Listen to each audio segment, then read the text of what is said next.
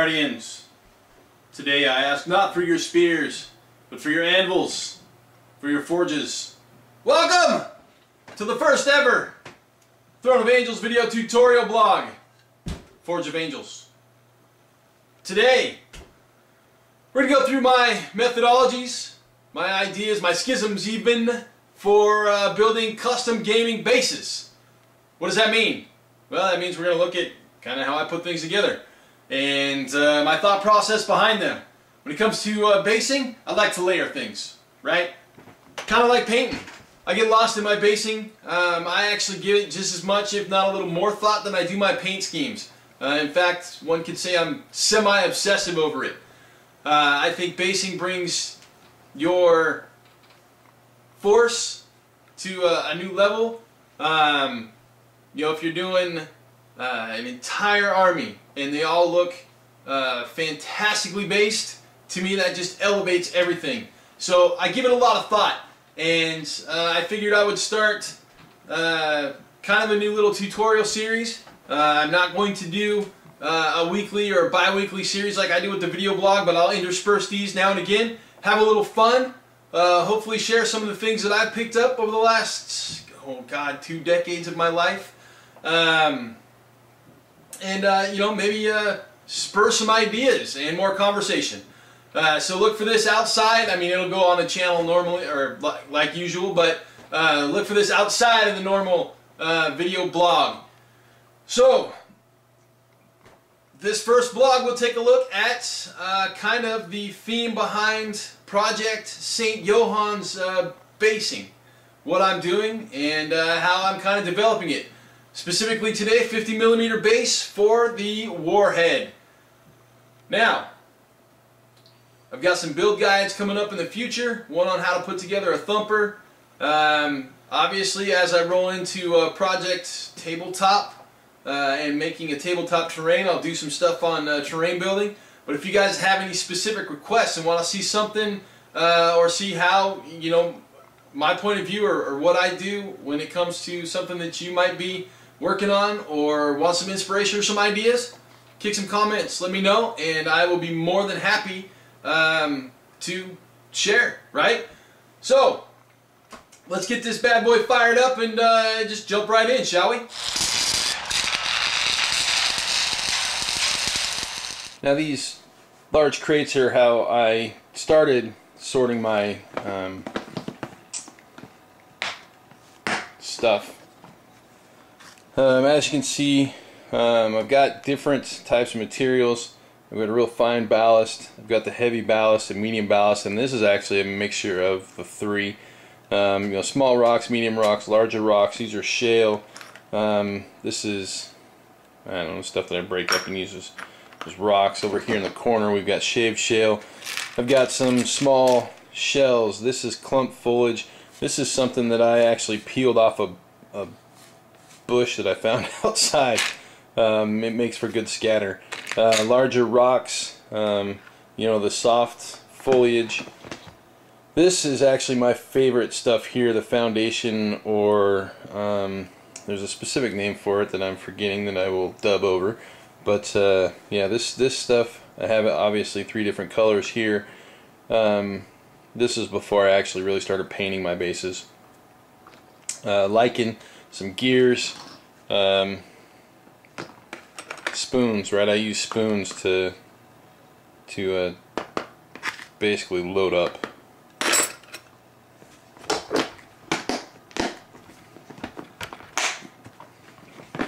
And this other one's got different material in it. You know, it's got some of the same. It's got some of the foundation that I enjoy. Heavy ballast. It's actually got I've got a red ballast in here. More of the green clump. This is this here.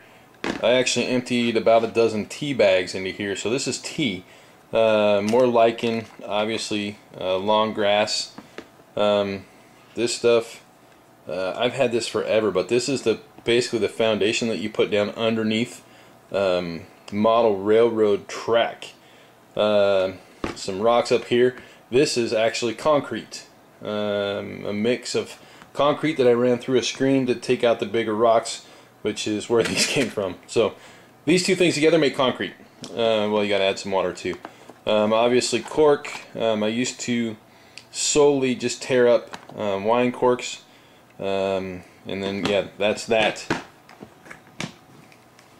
Continuing to look at basing supplies, we have a bunch of stuff in clear containers. Obviously, I tend to sort by type and then color, like different sands, usually in the front, or foundations. This stuff is stuff that I've picked up throughout the years. This stuff here is just a Gale Force 9 ready mix type stuff. This stuff is typically stuff that I picked up railroad tracks or railroad scenics. This is a foundation or a base. Some of my favorite stuff. Another one of my favorite mixes here. As you can see, there's multiple sizes of granules in there right out of the container. It's really nice. Now I put this stuff all in plastic containers myself. I believe this is called alabaster. It makes for good shale. You know, some different stuff, alien terrain and that type of thing. These really bright things. These are actually like the red there, and then these are fruits from, again, railroad scenics. We've got static grasses here in the back. We've got this real light kind of fluffy foliage type stuff. Water and water effects here. Some of the crazy colored leaf litter from the now defunct Skullcrafts. I think they're defunct because their website's not up anymore. I got a couple of those. I've got the red, I don't remember what he called it, but this was the poison mix up front. Snow in a couple of different places. Snow here and here. This is a white sand, a black sand. As you can see, there's quite a bit there. I typically pull 3 or 4 things out at a time, depending on what I'm doing. So I will admit that from time to time I get lost in base work, meaning that I overthink it. Right, I spend too much time building and developing base work. So we'll take a look at a couple of bases that I've done before we get on to kind of my thought process behind it. But I do find a lot of entertainment in building bases and kind of creating my own little world inside a world, so to speak, right? So we'll look at some of the stuff that I've done here. This being Bog Trog by Privateer Press. Now I cut him off at the knees, basically, or just below the knees. I really like the turtle shell there, so I kind of wanted to make it prominent. But a swamp base, right? I did some foundation in there. I actually didn't do anything in regards to cutting the bottom out, which I normally would. This just actually filled in fairly well without doing that. Did some water effects with some basically brownish green paint. I think it was Thornwood if I remember right, with a little couple brown streaks in there. But basically I just wanted to give it a little swamp texture. The whole unit is kind of like that. Balder, I went with kind of a shale look here. This is actually green stuff and another putty put together, rolled out into a sheet and then broken up. As you can see, used a couple of different types of substrates in there as well. Cork basing, right? So I've got Confrontation Dwarf sitting on cork base that is really kind of just overgrown with some moss. Again, one of my favorite substrates is that stuff there. This piece here, or this base here I should say, this is a stone from one of my pieces, or one of my boxes. Obviously some different soft stuff, some grass, so just a different overall effect. Whereas his bigger brother, basically it's all a forested mess. As you can see, there's a couple of different colors. There's grass in the middle there, and that's that. Now with the Pure Blood, I went nuts and I actually hand carved, basically with a scribe, I hand carved a design into a piece of plaster. Then I broke the plaster and applied it to the base. You know, did a couple of different substrates to build up a little texture. Obviously, a little paint chippage here, which will have to be repaired. But a little lichen and whatnot. So yeah, there's some bases that I've done in the past. So we'll kind of look at my creative process or my thought process behind how I start a base. Now, my thought process really kind of does begin under the base, right? Depending upon what I'm looking to do. This base, obviously, it's been cut out. It's got some putty in it for a little texture. Basically, I was working on an island-themed force that I was going to have kind of in the surf. So this was going to be basically a base full of surf. This is another piece from that same thought where I filled it with putty, and I actually used sandpaper to give it basically a beach texture, right? So I'm not sure if you can see that really well, but basically what I would have done if I had finished this force is I would have painted the texture, and then I would have just put a water effect over the top of it. Now this one here, this one is just a standard base that's been filled in and carved with a couple of just quick geometric shapes. This is actually a test base for an old army I was working on that ended up becoming somebody else's army. So the paint scheme went a different direction and the basing a different direction as well. Now we're working on a 50mm piece, or I should say I am, for the warhead, right? I'm going to tie him into the basing scheme that I have set up for the force. This was the base that I was going to use for him, but Seth and I decided that it didn't quite fit his pose and his basically his demeanor. So I'm going to custom build him a base, and I figured, hey, great time for a tutorial and to branch out a little bit. So I'm going to tie it into basically what I've done with my Abomination. As you can see, the Abomination, the base here is full of little details, little greebles and things, and because that it is basically a city fight base, I'm going to start this with some cork. Now, cork comes in different shapes and sizes and different, I don't even know what they call these things, but basically you've got different, when you break it up, different textures for each one, right? So when I break this one up, it becomes this. When I break this one up, it becomes this. So, you know, I mean, side by side, you can see that they're two different, definitely different style corks. And then this one, yeah, this reminds me of 1970s wallpaper for some reason. I remember seeing somebody's wall that really was like, this is what it was. Crazy stuff. But so you can get these in tiles, you know, at any arts and crafts store. So we're going to start with some cork basing and kind of just evolve from there. Now, one of the tools that I find invaluable are these little clamps. They're just finger clamps. I get them at any do-it-yourself store. I generally pick them up when I'm checking out. So, just a ring of super glue around the ridge of the base, and then a couple of dots in the middle. Clamp it together, and you know, I wait for about 5 or 6 minutes. That's all it really takes. For some reason, cork like really sticks well to bases, so it doesn't take long to get this started. So I've gone ahead and actually done a portion of work to this base already. I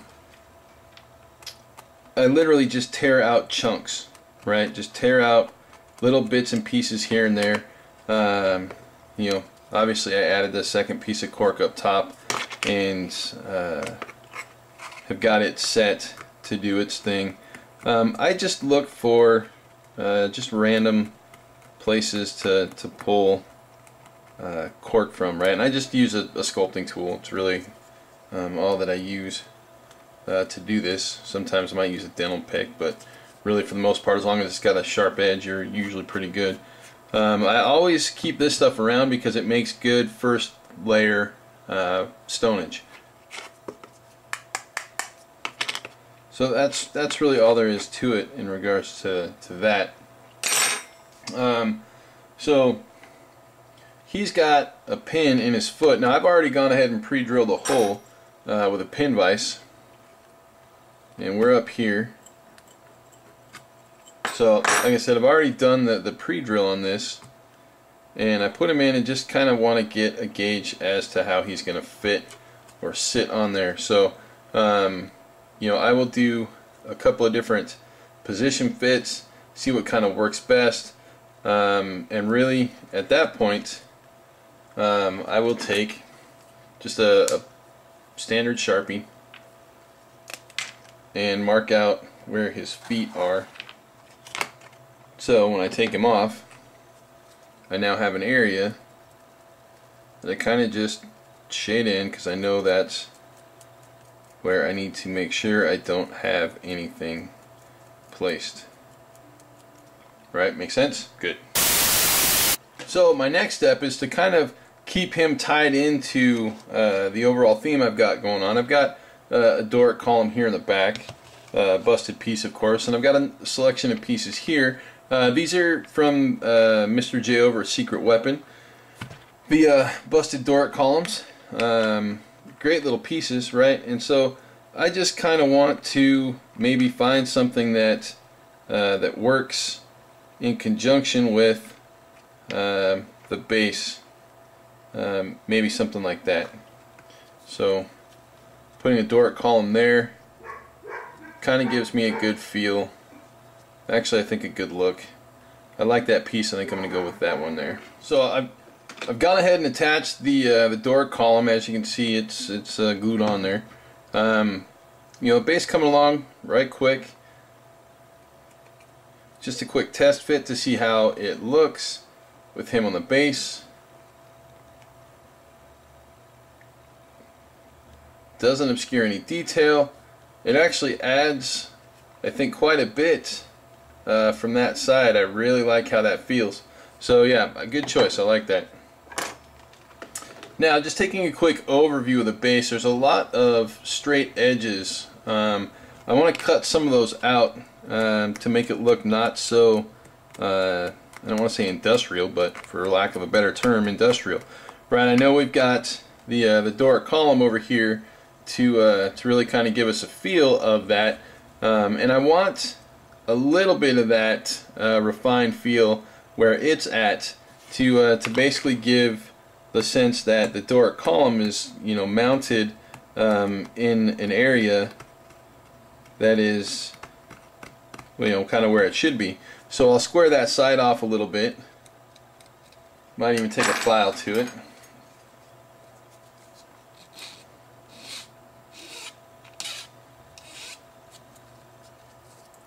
Probably do the same up here.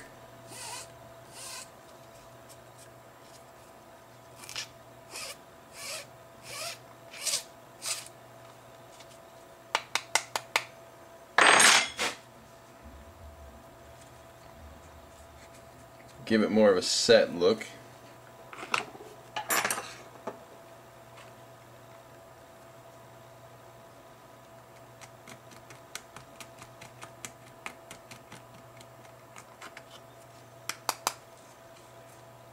Alright, I like that. It's carved out well. So at this stage, we want to start our layering, right? To me, a good base is layered. If you look at, say, something like this, it's got a lot of layering to it, right?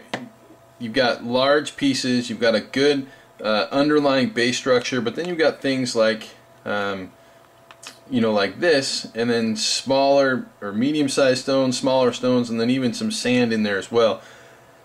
Multiple sized texture, right? You're looking at stuff that is multiple sizes, things that, you know, kind of draw your eye, right? We've got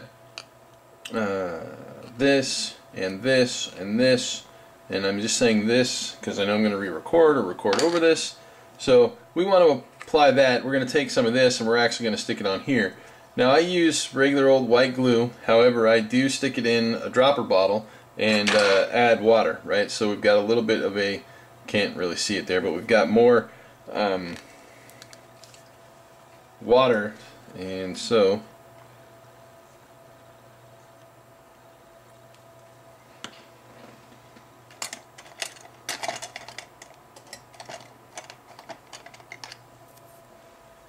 I like this brush for this reason.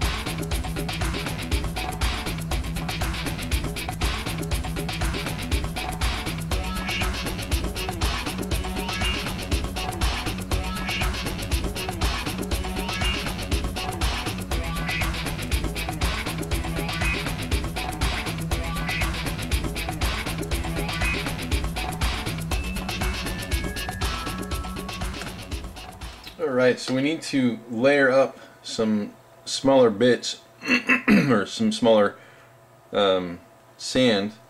So, you know, where I have this sand, I will go ahead and drop down some more glue, and then I will I'll go ahead and dump some of the other sand on it.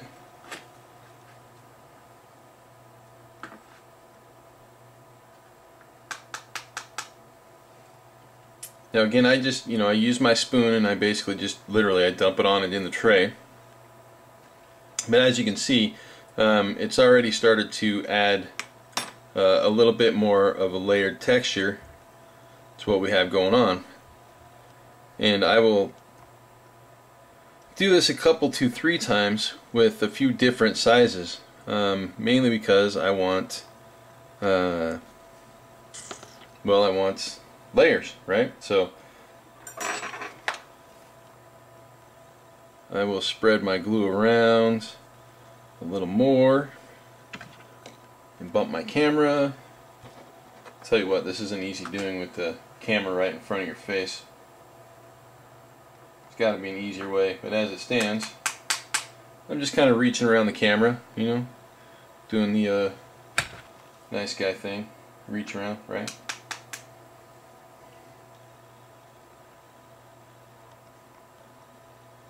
So yeah, we've got some good layering in there, and that's, you know, basically cork and another layer of sand. Now we're going to go one layer finer, which we'll do here in a second. Now sometimes you just need to have a tub of sand, and that's what I happen to have here, is a giant tub of sand. And with that, you know, I will add a little more glue to some of these areas, really to kind of tie things in with the overall design of this simple base. So as you can see, I just added a little glue to where that foot is going to be, so we'll just pull that off with a little wet brush, and then here I just generally drop the base in, rub it upside down, get the sand where I need it to be, and then knock off the excess, right? Now I did lose a clump right here, which, you know, is bound to happen from time to time, especially if you're working with wet glue. But what I'll do is I will put a